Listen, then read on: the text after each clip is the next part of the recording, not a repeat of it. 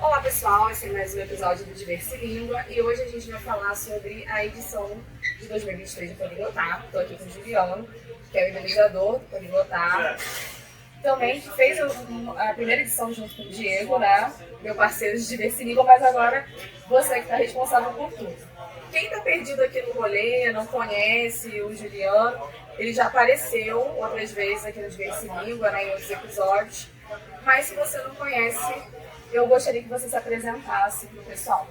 Pode ser? Pode ser, com certeza. Vamos lá. Então, eu sou o Juliano, de Fortaleza, no Ceará. Eu trabalho com tradução há 15 anos já e também com interpretação em conferências. Trabalho com alguns idiomas, comecei com inglês e francês e depois eu fui aprendendo outros idiomas ao longo dos últimos 15 anos, no caso do espanhol, alemão. Também trabalho de vez em quando com essas línguas. No caso do espanhol, de fato, ele meio que tomou o segundo lugar aí depois do inglês já, porque o espanhol tem muita demanda também. E eu sou casado, tenho 2 filhas, Sara e Rebeca, tem 7 anos. E o Poliglotar ele começou em 2016, né, no Clube Poliglota de Fortaleza, juntamente com alguns organizadores, no caso o Diego também participou, a Vicky, o Bernon, o Fabiano também. E ao longo dos anos, alguns organizadores saíram, outros entraram. Não sou eu que faço um Poliglotar sozinho também. Hoje em dia, nos últimos anos, tem o Clebson Ribeiro, tem a Sabrícia, que participou do ano passado e nesse ano já organizou bastante. Então tem outra galera aí, e todo ano a gente está pedindo ajuda dos locais também. Aqui com o Poliglota Rio também apoiando esse ano.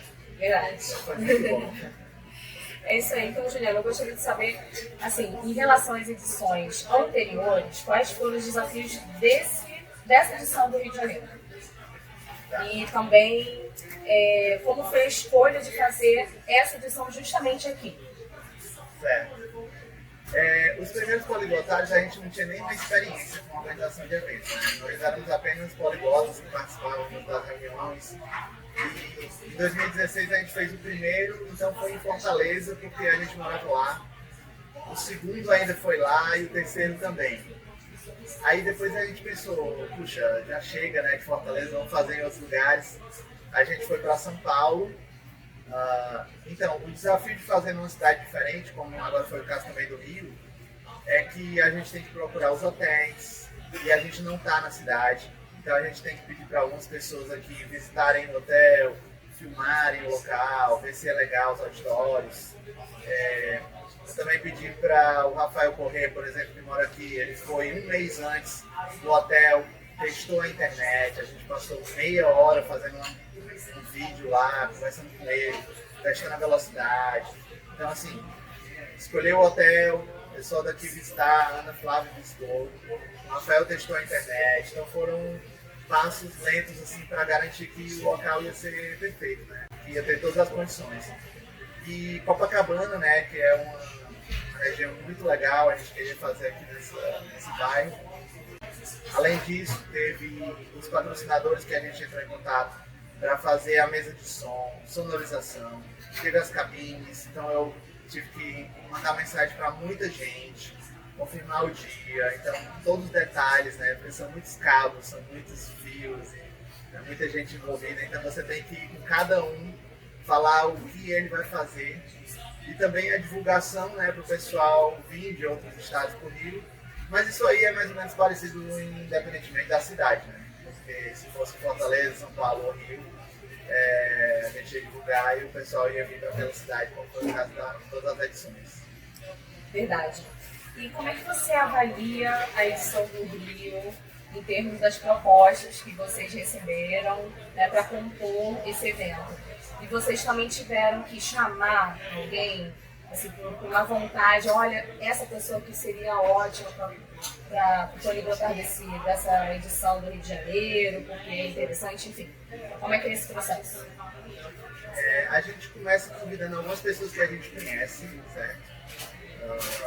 Por exemplo, nas primeiras edições eu convidei alguns professores meus de línguas, né? De alemão, de espanhol, de português. Então, a gente convida algumas pessoas locais, principalmente aqui no Rio também. Tiveram muitos palestrantes aqui do Rio, né?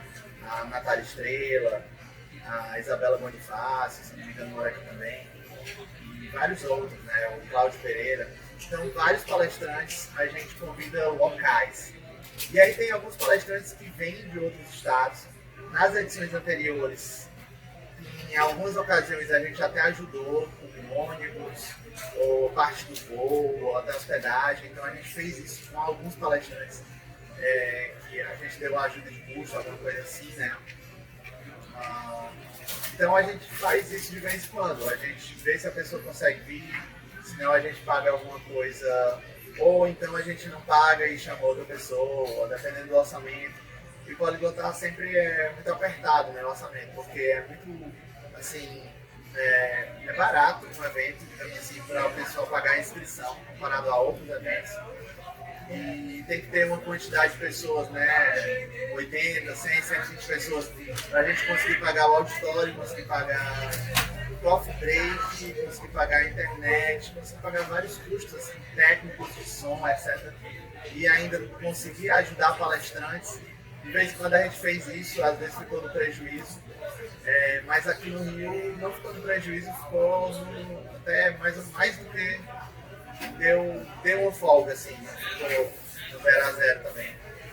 Então a gente tenta chamar pessoas locais, às vezes pessoas de fora vêm, às vezes tem palestras online, que aí facilita. Esse ano a gente teve uma palestra online, no ano passado foi a metade do evento online. Então, né, a gente estava saindo ainda da pandemia, por isso que agora realmente ficou mais presencial, assim como foram as primeiras edições. Mas sempre no Poliglotar a gente teve palestras online, desde o primeiro. Teve 2, depois 3, sempre teve palestras online em todas as edições. A gente chama conhecidos, o Robson ajudou muito, o Robson conhece muita gente de São Paulo, do Rio. Então teve uns palestrantes que vieram aí de São Paulo, como a Luana Pires, por exemplo. A galera veio de São Paulo também, participantes. Então a gente tenta chamar o pessoal que está perto, né? E pessoas que a gente conhece ou indicados. E também tem palestrantes que mandam um e-mail e falam: eu quero palestrar, por favor me inclui aí na programação. Então tem sempre uns 4 ou 5 assim, que acham o Poliglotar e querem palestrar também. Bom, muito bom. Falando nisso, na questão de som, você como intérprete de conferências, você lidar com alguns estúdios e tal. E aí o curioso dessa edição é que tiveram, acho que foram 3 empresas, né? Dessa área trabalhando juntos. Como é que foi isso? A primeira empresa com a qual eu entrei em contato foi a Comunica, porque eles já tinham fornecido a cabine do Poliglotar São Paulo, em 2019. E aí eles não me responderam imediatamente. Eu acho que o Richard estava ocupado, não viu a mensagem. E aí a Karine Souto, que foi uma das palestrantes que veio de São Paulo, ela falou: olha, tem uma empresa aí do Rio, que é a Work Sound, fala com eles que talvez eles deem. Aí eu mandei mensagem, aí a Work Sound respondeu, disse que podia dar uma cabine. Aí pronto, aí a gente já tinha uma cabine. Aí depois eu falei com o Alberto, que também é um dos palestrantes aqui do Rio, que tem um estúdio de Gatopans. E ele disse que podia botar outra cabine, então a gente tinha 2 já.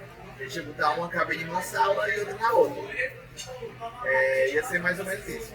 Mas aí no final das contas, um mês antes, o Richard finalmente respondeu e falou: Juliano, Comunica também vai, vamos mandar uma cabine também.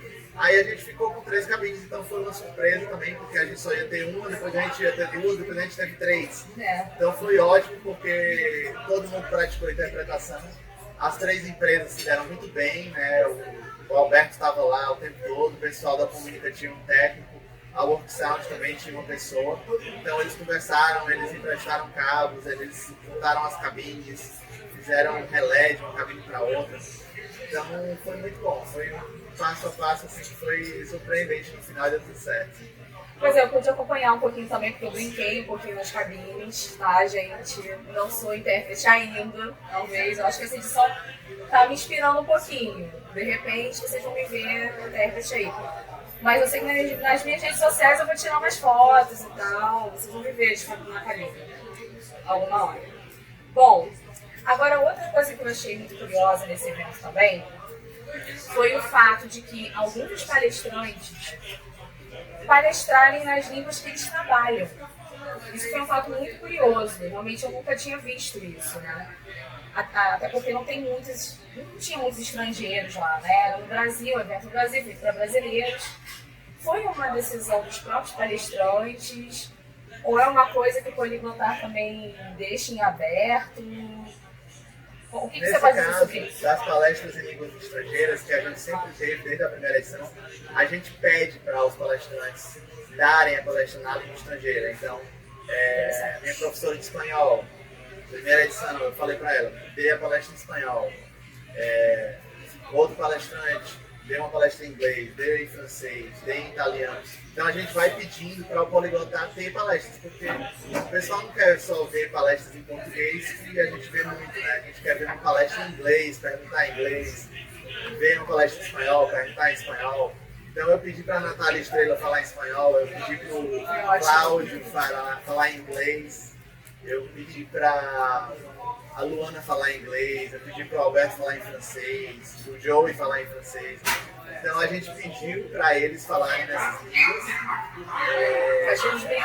que eram algumas línguas nativas e também algumas línguas estrangeiras em alguns casos. Mas teve alguns palestrantes das edições anteriores que a gente nem precisou pedir, porque o cara era americano, ou então a menina era húngara, então tinha que dar uma palestra em inglês para alguém entender. Então a gente direcionou algumas palestras e alguns palestrantes também perguntaram se podiam dar, em alguns casos, na sua língua. Bem interessante isso. E eu gostei bastante, inclusive, né, de ouvir outra língua, as pessoas praticando, porque essa é como é que dizer, a natureza do Poliglotar, né? É você poder dizer ali no crachazinho que você fala várias línguas e poder praticar lá dentro. Isso foi muito legal mesmo de assistir. Agora, e o Poliglotar, pelo que eu percebi, ele é muito frequentado por entusiasmo de idiomas, por estudantes, e até profissionais na área de letras, tradução, mas também de outras áreas. Você já acompanhou casos assim, de pessoas que participaram do Poliglotar e agora se inspiraram e agora são profissionais? Por exemplo, está numa cabine? Bastante.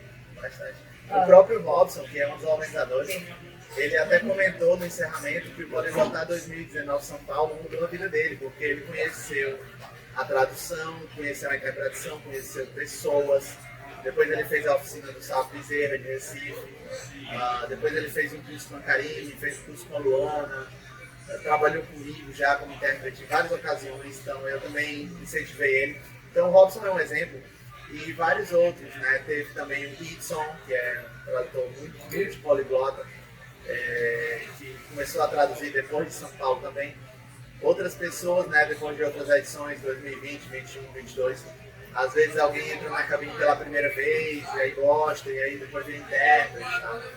Não só no presencial, mas no online também, porque como o evento é transmitido pelo Zoom, tem cabine online, a galera pratica, então posso falar do Maicon, de Curitiba, posso falar de vários outros, assim, pessoas que viraram tradutores ou intérpretes e até mesmo professores de línguas, né? Começaram a ensinar inglês, ou espanhol, ou francês, porque tem muita palestra sobre ensino, sobre negócios, sobre como conquistar alunos. Então, pessoas que depois de Poliglotar criaram clubes poliglotas ou começaram a viajar pelo mundo depois de ver as palestras, então é bem legal. Mas é muito legal que tenha isso, né? Vamos ver o que será depois dessa. A gente vai ter mais profissionais ainda depois dessa edição. E quais são, falando em novidades, né? Quais são as novidades a partir dessa edição que você se inspirou e falou, pô, eu acho que dá para fazer uma coisa diferente na próxima? E também, onde vai ser a próxima edição para colocar? Uma coisa que aconteceu muito nessa edição foram os rolês na cidade do Rio. Pode crer. Então a gente fez um happy hour na sexta-feira. Meio que a gente já tinha feito isso 2 anos atrás em Fortaleza. A gente teve uma edição que foi híbrida e a gente foi no mercado dos peixes, jantar com pouca gente. Mas dessa vez do Rio a gente fez realmente um happy hour organizado, reservado no rooftop de um hotel. Foram 35 pessoas. Então eu acho que esse happy hour aí, um dia antes, chegou para ficar. E também, outra coisa que a gente fez em algumas últimas edições foi que a gente foi para a praia na segunda-feira. Então, agora, no Rio, a gente foi para Ipanema. No ano passado, em Recife, a gente foi para Porto de Galinhas. Ó, que chique. 2 anos atrás, em Fortaleza, no Híbrido, a gente foi para a Praia do Futuro. Então, a gente fez algumas praias, né? Depois do evento, na segunda-feira, na terça. E aqui no Rio, eu acho que foi que teve mais rolês, teve mais coisa cultural. O pessoal foi para os Arcos da Lapa, foi para o Morro Santa Teresa, foram para a Samba dos Trabalhadores, museu, né? Não pulou de parapente também. Fiquei O chocada, Dória, gente. ele pulou de asa delta, na verdade. Foi de Passatempo. Ano passado, ele tinha ido para Porto de Galinhas. Ele mergulhou com um cilindro de oxigênio pela primeira vez. Então, quer dizer, esse cara mergulhou e agora voou. Então, então, eu acho que uma coisa que o Rio trouxe foi muitas dessas saídas, jantar, almoço, e então programar coisas assim. Programar para as próximas, vamos para aquela cachoeira, vamos para aquela praia, vamos pular de asa delta, sei lá. Isso é muito bom. Programas assim. Que o Poliglotar dure o sábado e o domingo, mas também começa um dia antes e termine um dia depois ou 2. No caso, esses outros dias sendo rolê, né? Não, é verdade. E outra coisa, em vez de ter um coffee break, eu acho que se você fizer uma cidade litorânea, pode ter também o tan break. Por quê? Durante o almoço, eu vi 2 pessoas, uma de sunga, tirou uma roupa ali na praia, porque a gente foi para um quiosque, 2 grupos separados, né? Daqui a pouco eu tava vendo um de sunga, o outro ele tava debaixo do sol ali, e não queria ficar na sombra ali só com uma blusinha e um shortinho. Eu falei, gente, aí, em vez do coffee break tem que ter o tan break. Deu pra pegar uma corzinha. Mas para isso que serviu a praia na segunda, né? Então. Pois foi perfeito, mas foi no domingo. Foi bem no domingo, praia sim, é verdade, cheia. E também uma coisa bem legal do Poliglotar que a gente pôde ver muito nessa edição foi a descontração do ambiente, né? Porque tinha a Karine deu uma palestra com o filho dela no palco, então o filho dela estava andando lá enquanto ela dava palestra. Teve a Carol, que estava descalça na palestra tomando cerveja, então, também teve isso. Eu acho que ela quer se mudar para o Rio de Janeiro. Então, assim, a descontração do evento de tal forma que você se sente à vontade de ficar descalço. Você sente à vontade de estar com uma cerveja ali depois do almoço, assistir uma palestra. Sem causar nenhuma confusão, claro. Coisas que o Rio de Janeiro proporciona, né, para o pessoal. Então, Juliana, para terminar, para fechar, eu queria uma mensagem final de quem está interessado em participar e para quem já participou, para de repente dar uma instigada aí, ó, participa que vai ter coisa boa. Sim, a ideia que a gente tem há muitos anos é fazer um Poliglotar em cada cidade diferente, né? Porque já aconteceu em Fortaleza, já aconteceu em São Paulo, Recife, agora foi no Rio. Então, a gente quer fazer em outros cidades. Inclusive, a gente até comentou que no ano que vem vai ser em Brasília. E depois a gente pode fazer em Salvador e depois, não sei, em outras cidades. Vamos rodar o Brasil, vamos para Curitiba, vamos para Floripa, vamos para, sei lá, qualquer lugar aí do Brasil. Porque aí vai o pessoal local e estimula todo mundo a viajar também, né? Com um ano de preparação, dá tempo da galera parcelar aí um voo qualquer e chega lá já tá pago, entendeu? Verdade. Então, Juliana, muito obrigada pela sua participação e a gente se vê em outro episódio desse livro. Tchau, Obrigado. tchau. E a mensagem que eu queria deixar também para vocês é que a gente conhece pessoas incríveis e a gente tem momentos transformadores no Poliglotar. Pode crer, eu fui testemunha disso. Adorei. Valeu. Valeu. Valeu.